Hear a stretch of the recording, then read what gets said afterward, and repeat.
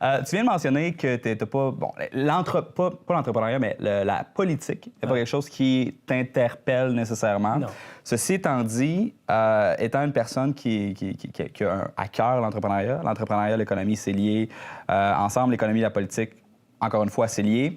On vient de vivre un changement assez fondamental dans la direction du leadership au Québec avec la dernière élection. Selon toi, quel est le rôle de l'État dans le développement de l'entrepreneuriat?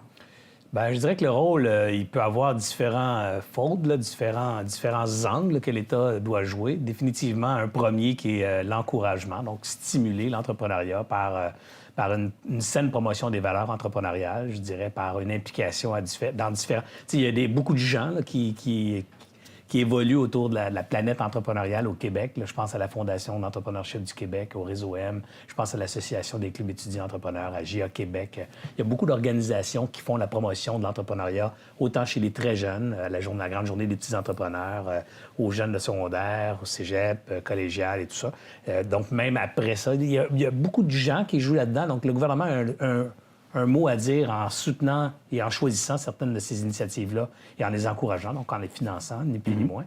Je pense que le gouvernement a également un travail à faire en termes je dirais, de simplification des processus parce que c'est très compliqué pour une petite entreprise de démarrer puis et de faire son reporting au gouvernement. Ouais. J'ai l'impression que parfois l'État n'a pas conscience à quel point elle est exigeante ou il est exigeant auprès des entrepreneurs, que ce soit pour le reporting de TPS, TVQ à tous les mois. Si tu les fais pas à tous les mois ou à la fin de telle date, tu as une pénalité, tu as des intérêts, tu as la remise des DAS, des déductions à la source que tu dois prendre sur le salaire de tes employés, compléter toutes sortes de rapports. En fin d'année, envoyer des T4, des T5, des T4A, des T5A, des T1, toutes sortes de formulaires qu'il faut envoyer à gauche puis à droite à l'État. Encore une fois, si tu ne les fais pas dans les bons délais, tu es pénalisé. Et tu fais tout ce travail-là pour techniquement gratuit, c'est-à-dire que tu n'es pas payé par l'État pour faire ce travail-là. La seule redevance que tu reçois de l'État, c'est pas une redevance, mais c'est un break fiscal sur tes impôts, mais tant que tu fais pas beaucoup de profit. Fait que quand tu es une corporation, que tu fais de ça de 250 ou 300 000, je connais plus le seuil, là, mais tu as un petit taux d'impôt, puis en haut de ça, tu as le même taux d'impôt que n'importe quelle grande corporation. Là. Mais donc, le fait que tu aies un break fiscal, on pourrait dire, ah, ben oui, mais tu payes moins d'impôts quand tu es une petite entreprise, c'est normal que tu aies à assumer ta part sociale en travaillant pour l'État, mais tu payes quand même les impôts, là, on va se le dire. Tu crées de l'emploi, tu prends des risques. Alors cette charge sociale que l'État impose aux entrepreneurs, je la trouve très lourde et ça devrait être une mission du nouveau gouvernement d'alléger ça. Ça, c'est autant au niveau du gouvernement provincial que fédéral, malheureusement. Oui, évidemment. Puis c'est... Ben, tu sais, un exemple, le gouvernement provincial pourrait simplifier ses processus puis lui faire un reporting au fédéral après. Tu pourrais avoir juste un État à qui... C'est comme les taxes, on donne nos taxes... Exact.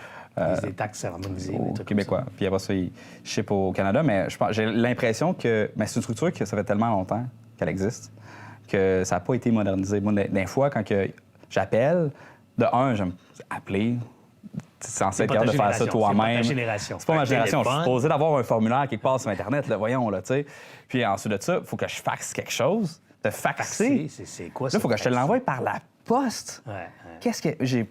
À chaque fois que je fais mes remises de taxes, bien, il faut que j'aille m'acheter une enveloppe avec un thème parce que c'est la seule fois que j'utilise ce mode de communication-là. Je peux pas te faire C'est tellement 20e siècle. Ah, ça n'a aucun sens. Puis des fois, comme que tu mentionnes, moi, j'ai eu des pénalités à plusieurs reprises à cause que j'étais en retard d'une journée, à cause d'un papier que je savais pas qu'il fallait que je produise, que j'ai pas produit parce que personne m'a dit qu'il fallait que je le fasse. Puis des fois, j'ai l'impression qu'ils sont pas de notre bord. Je trouve que c'est plate un peu. Mais tu sais, c'est pour ça, si on parle de la machine gouvernementale, c'est une machine complexe. C'est une machine complexe. Il y a beaucoup d'éléments là-dedans. Je ne suis pas en train de prendre leur défense ou la défense de l'État, mais je pense qu'il doit y avoir une volonté politique étatique, là, une volonté de l'État et des systèmes de l'État pour définitivement simplifier le processus, particulièrement pour les petites entreprises. Donc, je dis les petites, là, n'importe où, entre 20 employés et moins, là, où souvent ces entreprises-là ne sont pas toutes bien riches. En fait, la majorité ne sont pas riches du tout. Alors, ils struggling, là, ils se débattent. Ils se débattent déjà pour rester en vie ou survivre. Puis au-delà de ça, et en plus de ça, il faut aussi s'assurer que tous les petits papiers de l'État soient faits. Puis il y en a tellement, comme tu dis. Même des fois, il y a des papiers que tu n'es pas au courant qu'ils existent, qu'il y a des trucs que tu ne savais pas qu'il fallait faire, que tu apprends en fin d'année dans ton rapport d'impôt. Ton comptable te dit « Hey, tu n'as pas fait telle ou telle affaire. T'as pas... » Des acomptes provisionnels de l'année d'après. Là, tu es rendu, il faut que tu payes de l'impôt d'avance pour les profits que tu pourrais faire l'année d'après. Mais toi, tu sais que tu n'en feras pas l'année prochaine pour telle ou telle raison, mais...